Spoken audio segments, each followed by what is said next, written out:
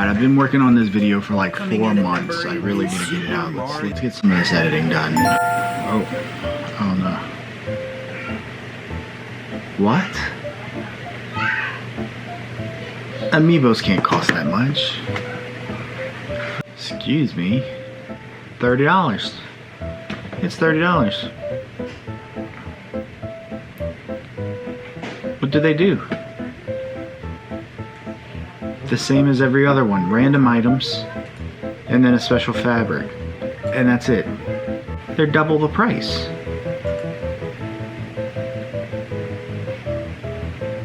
Three hours later. Hold on. This needs a video.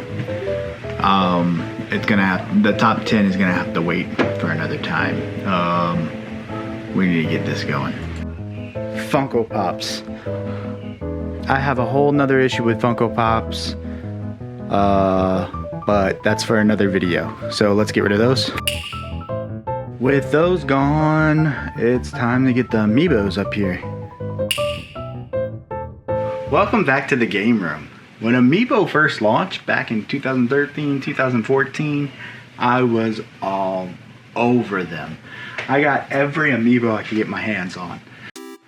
For those of you that don't know what an Amiibo is, well, they're small 3 to 4 inch figures made by Nintendo with a base that has an NFC chip in it that allows you to scan the Amiibo figure into games, and different games had different functionality for these figures. Really, Nintendo published this right at the height of the Toys to Life craze, right? And they did really well, even with competitors like Disney, who put out Star Wars and Marvel figures, and Skylanders, who was kind of a giant in that space. But now it looks like they're the only ones left. For Super Smash Bros., this made all the sense in the world. I can take my figure with me, I can train my figure, this could be my character that I have an attachment to, right?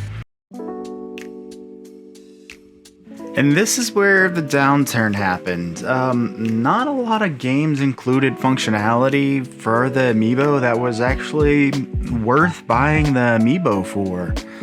Most of the time, it's just random stuff that doesn't really matter. So the Amiibo became a collector's item mainly because of the figure it was, you know, and that's cool. They are great figures. I am a huge collector of Amiibos, always have been since the beginning, and I love these little things. I mean, they are super high quality. The attention to detail is amazing. And I mean, come on, whenever they announced the Sora is gonna make it to Smash Brothers, the first thing I thought wasn't, oh boy, Sora's in Smash Brothers. Just like, I hope they put out an Amiibo figure, because every other character got an Amiibo release, and when he did, I pre-ordered him. And I don't pre-order very often anymore because there's just no need to pre-order things. So it really saddens me whenever I'm like, I paid $15 for this figure, and 100% I bought it because it was a figure. So the $15, I wasn't even thinking about the use case on the Switch. But when we talk about Zelda figures and the use case they had, they are much more like DLC, where you scan them and you get a little something, right? Like an extra item or a drop of random items, and you get this certain item that you wouldn't normally be able to find within the game. I think they could have did better than that, honestly. I mean, Zelda Breath of the Wild actually had DLC that could have come on Amiibos. They could have had a Monk Amiibo, and when you scan that, you downloaded the DLC. It would have been awesome. Or a Bike Amiibo, to where whenever you scan that, you got the bike. Master Sword Amiibo, to where you get the Master Sword trials. And I feel like they could have done so much better with that. But now, $30 for an Amiibo that is the same as this $15 Amiibo, just, you know, a different figure, a different character, for Tears of the Kingdom. And all you get is a random loot drop, and the possibility for a glider fabric. Come on now. Where's my $30 in this? Like, you're not upgrading, you're not making them nicer, you know?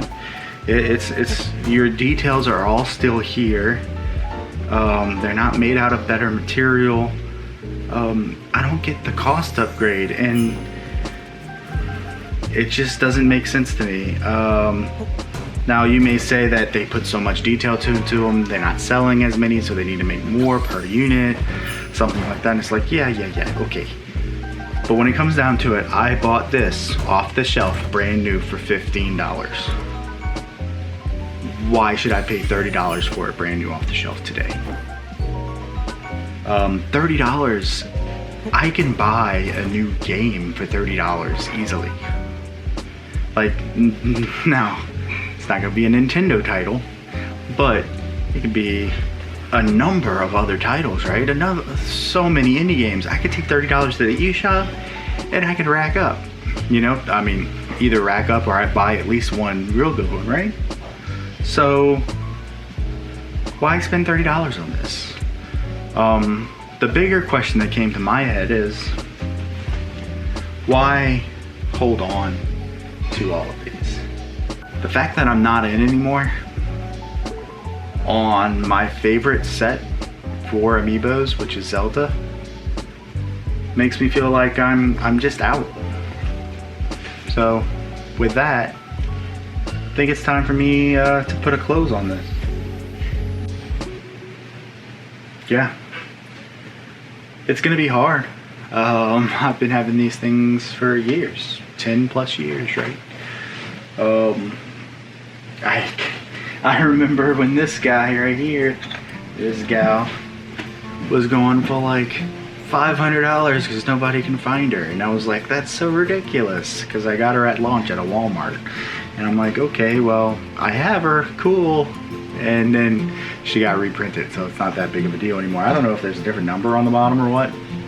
I don't know, but yeah, I still remember those collecting memories of like, oh my god, or you know, like, oh, the new drop happened, you know, oh, the new Smash Brothers drop happened, they got X, Y, and Z out, we gotta go get them, you know, or we got, oh, the 30th anniversary Mario came out, and then there's the exclusive one, the Walmart, or the gold and the silver Marios, and I mean, the list goes on and on and on, all the fun times it was hunting and collecting these Amiibo. But now, the thrill of the hunt just isn't there with these guys anymore. I mean, I went to GameStop the other day and I saw the new Zelda ones there, and I was just like, oh look, cool, Tears of the Kingdom Amiibo, I need to pick those up, but I'm gonna wait and pick them up later, because I know I'll be able to find them somewhere else. Sure enough, I went to Best Buy like a week later, and there they are, tons of them just there. It's like, okay, well, again, I'm not gonna pick it up now. I didn't even look at the price. These guys haven't seen the light of day in, I don't know, 3-4 years. There may be a few I keep just because they're figures of characters that are really hard to find figures for. And some of them just look so cool, right? So I'll probably keep a few of them, but for the most part, I'll drop a link down in the comment section to my eBay listings, because these guys are gonna end up there. Well, thanks for hanging out in my game room, and thanks for letting me vent about Amiibos. Stay tuned for my top 10 video games of all time. That's gonna kick off my backlog challenge. Those of you who've seen the shorts for the Great Backlog Challenge, I'm revamping the format of that, and that's gonna be the start of that new format. And then Funko Pops, of course. I've mentioned at the beginning of the video, I have some issues with Funko Pops. Go figure, they're raising their prices as well.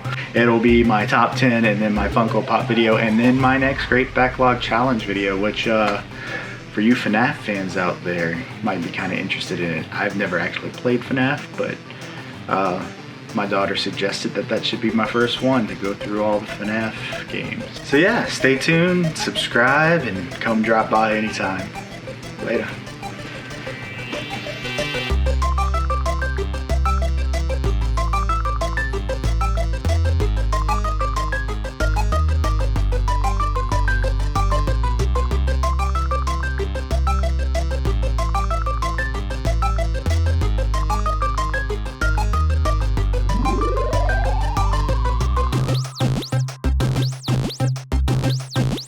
Game over.